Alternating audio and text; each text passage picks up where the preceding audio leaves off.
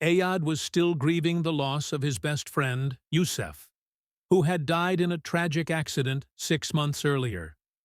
One lonely night, unable to sleep and filled with sorrow, Ayad scrolled through old photos of them together. On impulse, he opened his messaging app and sent a text to Yusef's old number. "I miss you, Yusef.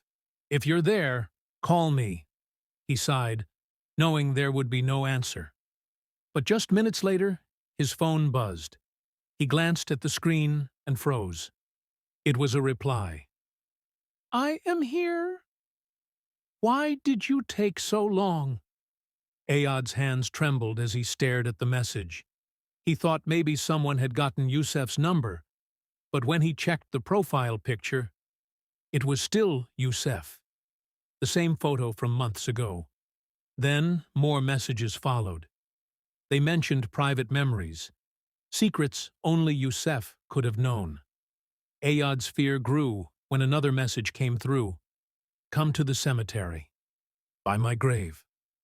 Despite the fear creeping into his chest, Ayad decided to go. He needed answers. He walked through the dark, silent cemetery until he stood before Yusef's grave. Fog rolled over the ground, and a deep cold surrounded him. Suddenly, a faint figure appeared from behind the gravestone. It was Yusef. He looked exactly the same, but pale and distant. "I've been waiting for you," the figure whispered. "I can't rest without you." After that night, the villagers said they often saw Ayad sitting by Yusef's grave every evening, whispering as if talking to someone.